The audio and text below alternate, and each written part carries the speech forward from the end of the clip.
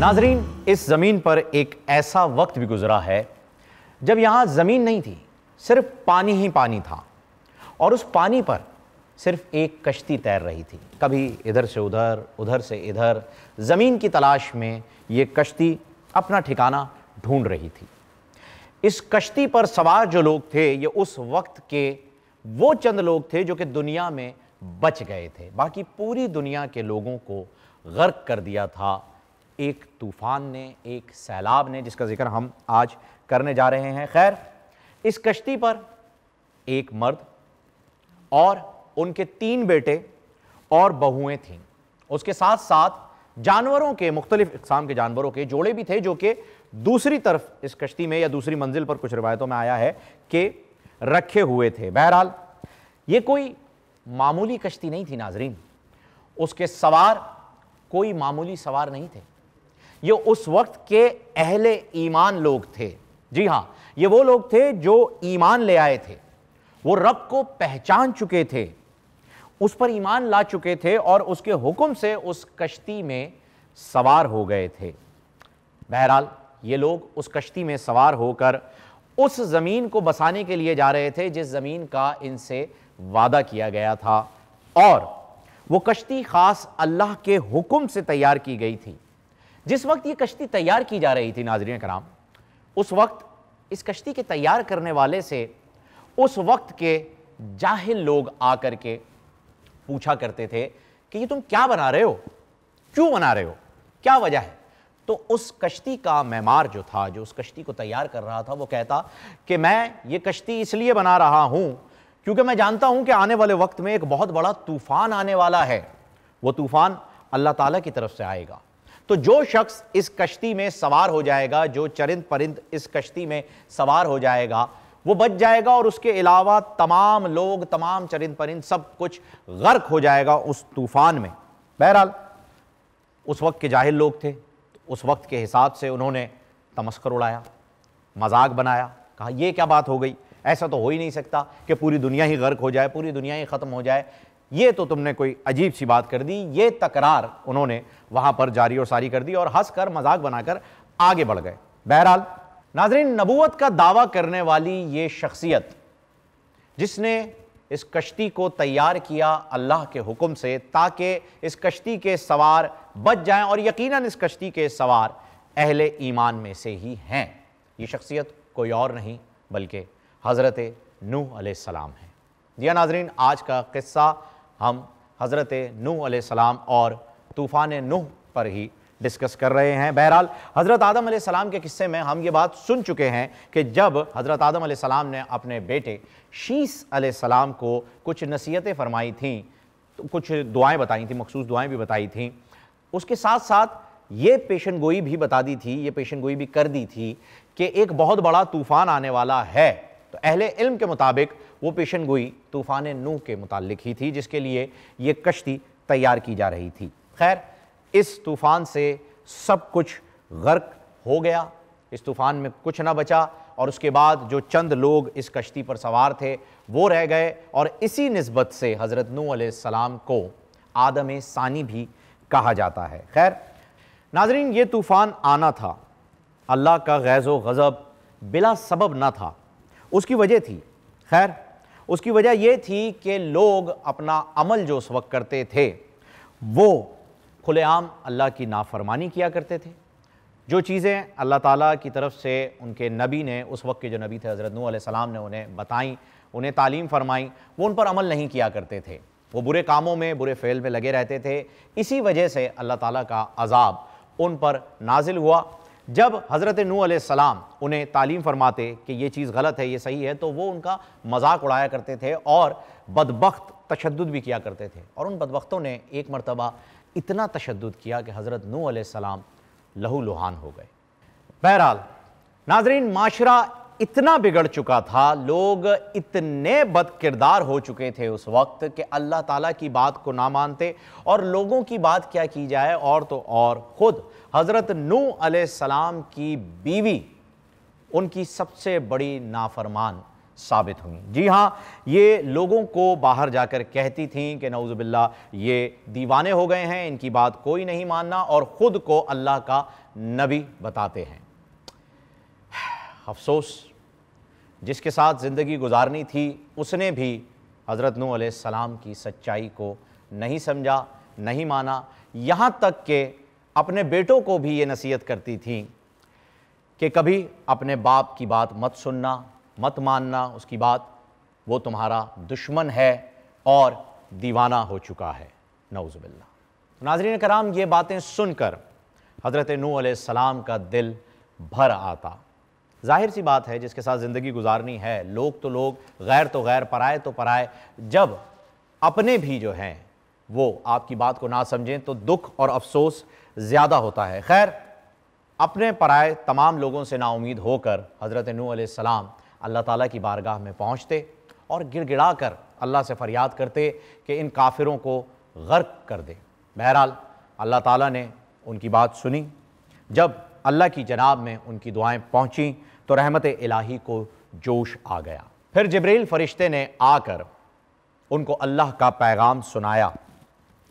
یہ قوم بے حد بدبخت اور ذلیل ہے، یہ ایمان نہیں لانے والی، لہٰذا تم ایک درخت سے کشتی بناؤ۔ پھر جبریل نے نوح علیہ السلام کو کشتی بنانا سکھایا اور وہ ان کی ہدایت کے مطابق کشتی بناتے گئے۔ تو ناظرین، جب کشتی بنانا شروع کی تو لوگ جمع ہوئے، قبیلوں کے سردار آئے اور مذاق اڑانے لگے، کہتے ہیں یہ دیکھو بھائی، اس شخص کو دیکھو، یہ تو دیوانہ ہو گیا ہے نعوذ باللہ، اور خشک زمین کے اوپر جو ہے وہ کشتی بنانے کا اہتمام کیے بیٹھا ہے۔ لیکن حضرت نوح علیہ السلام جانتے تھے وحی الہی آ چکی تھی، جبریل امین نے بتلا دیا تھا کہ ان کافروں کو غرق کرنے کا وقت آ گیا ہے، انہیں جتنی مہلت دی جانی تھی وہ مہلت تمام ہو چکی ہے۔ اور حضرت نوح علیہ السلام دل ہی دل میں ان غافلوں پر، ان کافروں پر بھی مسکرایا کرتے تھے کہ دیکھو تمہاری مہلت ختم ہو گئی ہے، تم غرق ہونے والے ہو، اور نادانو تم مجھ پر ہنس رہے ہو، میرا مذاق اڑا رہے ہو۔ بہرحال ناظرین، اب وہ وقت آ چکا ہے جب اللہ تعالیٰ کی جانب سے اس قوم پر عذاب نازل کیا جا رہا ہے۔ جی ہاں، وہ دن آ گیا جب حضرت نوح علیہ السلام کی بیوی دوڑی دوڑی اور گھبرائی ہوئی ان کے پاس آئی اور کہا کہ تندور سے گرم گرم پانی ابل اٹھا ہے۔ بس یہ سننا تھا اور حضرت نوح علیہ السلام جان گئے کہ وقت آن پہنچا ہے۔ حضرت نوح علیہ السلام نے اس وقت بھی بہت کوشش کی اپنی بیوی کو منانے کی، بہت کہا کہ میری بات مان لو، یہ سب غرق ہو جائیں گے، ایمان لے آؤ اور بچوں کے ساتھ کشتی پر سوار ہو جاؤ، کیونکہ بارش اور طوفان آ رہا ہے اور ہر طرف پانی ہی پانی ہو جائے گا، کوئی چیز نہیں بچے گی سوائے ان لوگوں کے یا ان جانوروں کے جو کہ اس کشتی پر موجود ہوں گے۔ مگر افسوس، وہ عورت نہ مانی۔ تو گویا حضرت نوح علیہ السلام کے 3 بیٹے جن کے نام سام، حام اور یافت بتائے جاتے ہیں، اور ان کی بہویں کشتی پر سوار ہونے کے لیے تیار ہو گئے، لیکن ان کی بیوی ایک بیٹے کو گمراہ کرنے میں کامیاب ہو گئی، جس کا نام روایتوں میں کنعان آتا ہے۔ خیر، اس بیٹے کو روک لیا اور یہ احمق بھی رک گیا ماں کی بات مان کر۔ تندور سے پانی ابل چکا ہے، گرم گرم پانی تندور سے نکل رہا ہے، یہ نشانی بھی ان کے لیے واضح نہیں تھی۔ دونوں ماں بیٹے گھر پر بیٹھ کر حضرت نوح علیہ السلام کا مذاق اڑاتے رہے، جبکہ حضرت نوح علیہ السلام جانتے تھے کہ طوفان بس آیا کہ اب آیا، اسی لیے انہوں نے بھی زیادہ وقت ضائع نہ کیا، اور جو بیٹے اور بہویں تیار تھے کشتی پر سوار ہونے کے لیے انہیں ساتھ لیا اور چل پڑے انہیں کشتی پر سوار کروانے۔ خیر، یہاں سے اب یہ معاملہ شروع ہوتا ہے کہ کس طرح سے انسانیت، اس وقت کی جاہل انسانیت غرق ہو گئی، اور جو اہل ایمان تھے وہ بچ گئے، اور پھر انہوں نے ہی ایک مرتبہ پھر دنیا کو آباد کیا۔ تو آگے بڑھتے ہیں۔ اچھا ناظرین، صرف حضرت نوح علیہ السلام کے بیٹے اور بہویں ہی نہیں، بلکہ مسلسل تیز اور خطرناک بارش کو ہوتا دیکھ کر آس پاس کے چند لوگ بھی حضرت نوح علیہ السلام کی کشتی میں سوار ہو گئے، اور یکایک ہر نسل کے جانوروں کا جوڑا وہاں پر پہنچ گیا۔ بے شک اللہ کے حکم سے حضرت نوح علیہ السلام نے ان تمام لوگوں کو، ان جانوروں کے تمام جوڑوں کو کشتی پر سوار کیا اور دن رات کئی دنوں تک مسلسل اوپر آسمان سے بھی بارش ہو رہی ہے اور زمین سے بھی پانی ابلتا جا رہا ہے۔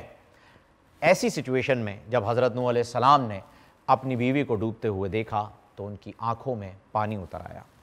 اپنے لگتے جگر دیکھیں، اولاد جیسی بھی ہو، چاہے وہ آپ کی فرما بردار ہو یا نافرمان ہو، اولاد اولاد ہی ہوتی ہے۔ جب حضرت نوح علیہ السلام نے دیکھا کہ ان کا لخت جگر کنعان اس پانی میں ڈوب رہا ہے یا ڈوب سکتا ہے، اتنی تیز بارش ہو رہی ہے، تو حضرت نوح علیہ السلام نے ایک مرتبہ پھر پکارا اپنی بیوی کو کہ چلی آؤ، کشتی پر سوار ہو جاؤ، بچ جاؤ گے۔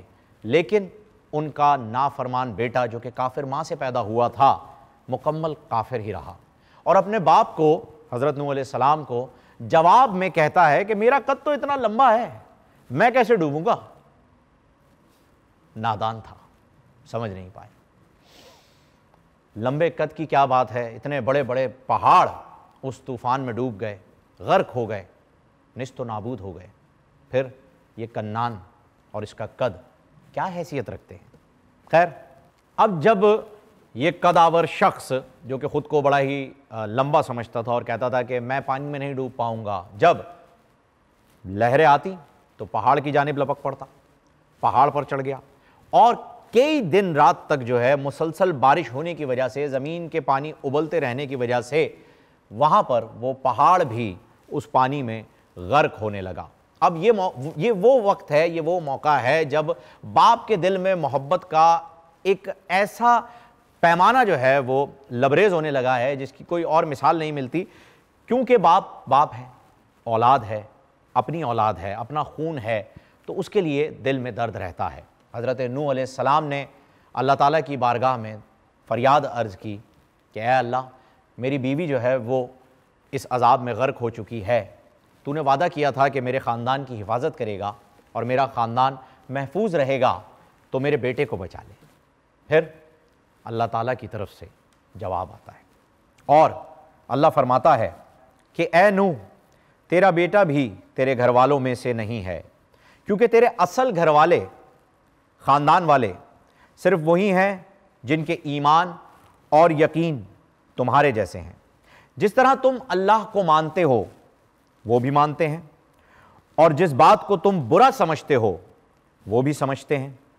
تیرا یہ بیٹا ایک گمراہ منکر ہے، اور اس کا انجام بھی دوسرے منکروں اور کافروں جیسا ہی ہوگا۔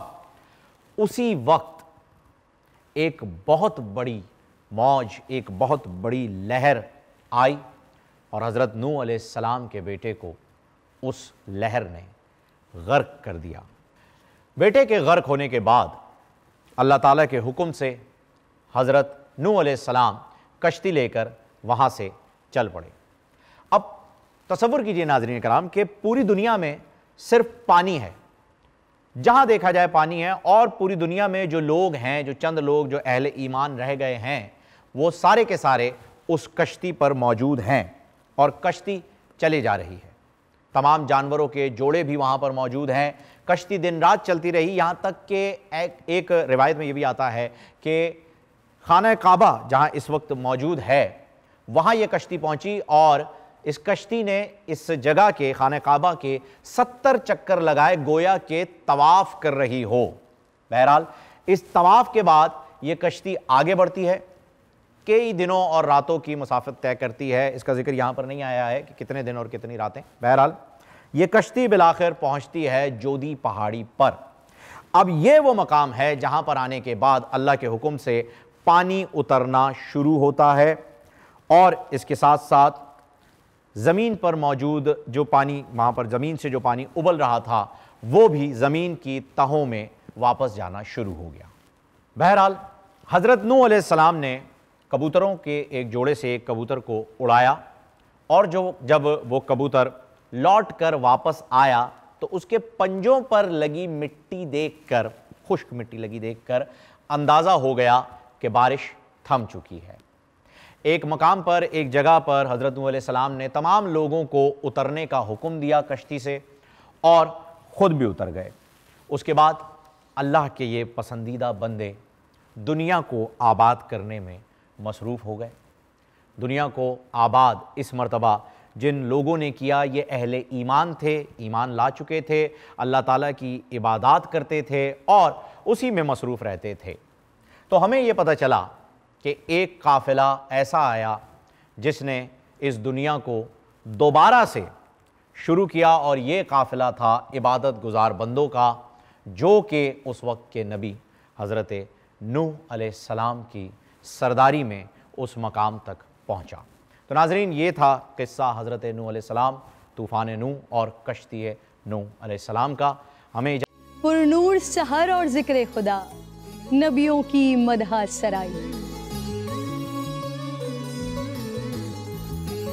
پیغام سنا اے باد صبا، پرکیف ساتھ آئی۔ پوشیدہ ہے ایمان کی راہ اللہ کی کتاب مقدس میں۔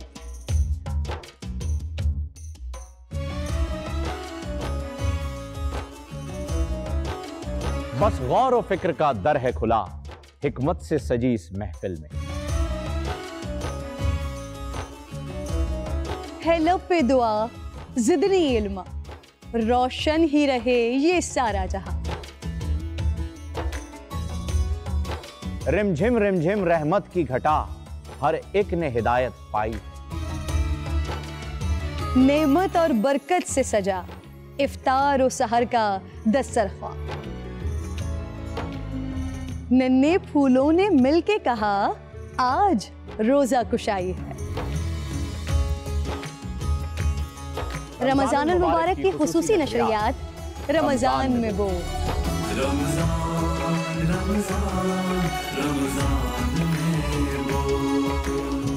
رمضان المبارک کی خصوصی نشریات رمضان میں بول، فہیم خان اور کرن ناز کے ساتھ روزانہ صبح 3 بجے سحر ٹرانسمیشن اور شام 5:30 بجے افطار ٹرانسمیشن، صرف بول انٹرٹینمنٹ پر۔